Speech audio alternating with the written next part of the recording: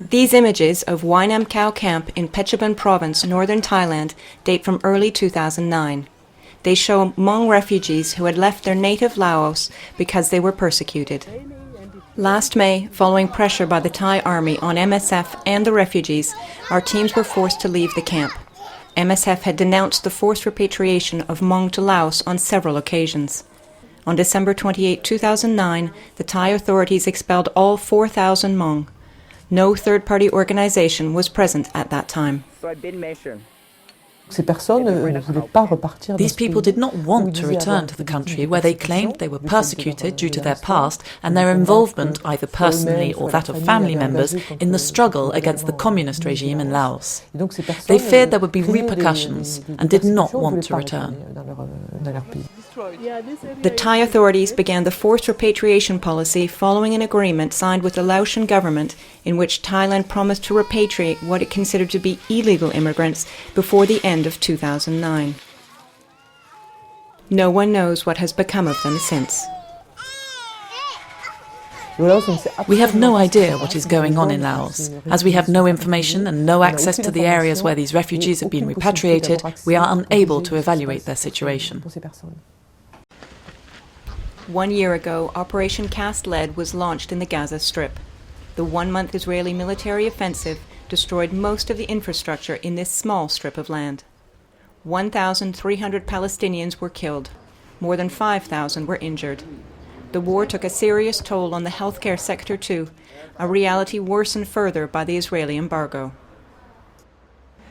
The current humanitarian situation in Gaza is pretty bleak, actually, and as the people are recovering from Operation Cast Lead, there's much destruction and damage still in Gaza, but coupled with the ongoing embargo, it has made the humanitarian situation quite difficult for the population of Gaza. The situation prompted MSF to increase its activities in the field, opening a fourth post-operative care clinic in Rafah, extending medical, social and mental health care activities, as well as proposing a plastic surgery project. In addition to civilians injured during the war, MSF is seeing a growing number of patients who are suffering from the effects of the embargo. This man suffered burns when a bad quality gas canister exploded. MSF is providing him with physiotherapy that will promote healing and allow him to use his hands. Operation Cast Lead also had a violent psychological impact, particularly on children. The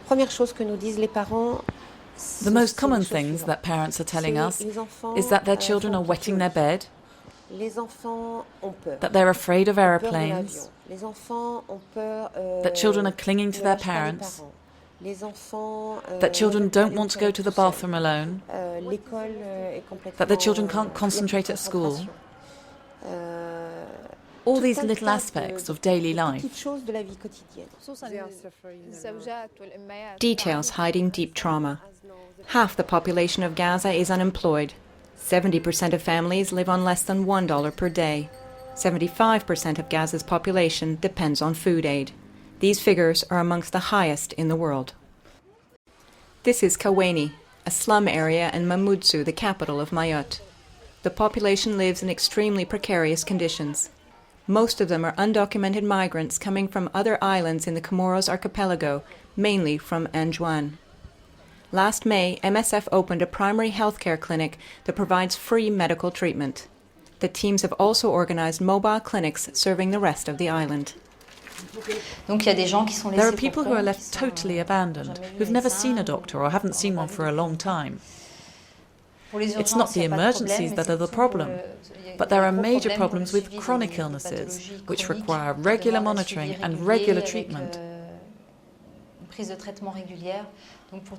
Like high blood pressure, diabetes, even epilepsy, all call for regular treatment.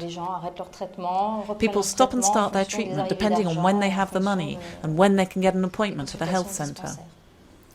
Free medical care for all on the island ended in 2005 when a social security benefits program was implemented. Those who are not covered under the program, often the case for undocumented migrants, must now pay a minimum €10 for an appointment at a health centre. The fear of being arrested at a health facility by border police is another obstacle to their seeking health care. More than 16,000 people are deported every year. Most of them are sent to Anjouan. We're here for two reasons. First, to provide primary health care, and secondly, to treat visible, emerging illnesses. But unfortunately, the most common pathology is the social, financial, and emotional hardship.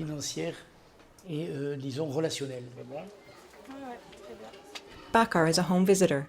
He visits Kaweni residents to talk about MSF's health clinic, to follow up on patients who have stopped coming for treatment, and to identify patients who might be afraid to leave their homes. MSF tries to ensure that patients' treatment is not interrupted.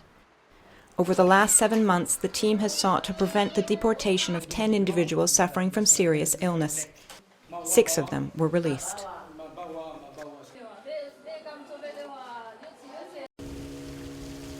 Canoes transport tens of thousands of terrified people along the Ubangi River.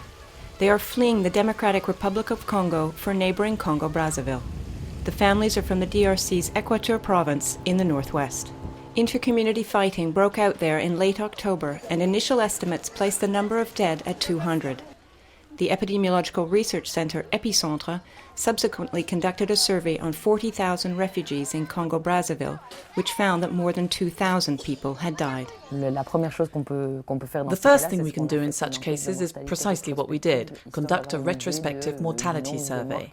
This gives us an idea of the number of deaths since a certain event. So we focused on the event, the October 28th attack in Dongo. We asked people, how many people are in your family today? How many were you on the eve of the attack? What happened to the people who are no longer here? Did they die? Were they abducted?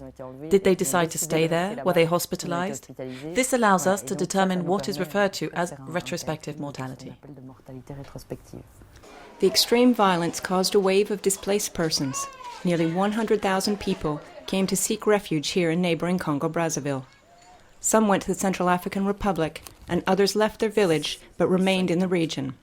A total of more than 500,000 people have been displaced. To address the huge and growing needs of the people, MSF has extended its activities in the area. The refugees in Congo-Brazzaville are housed by host families or in settlement sites.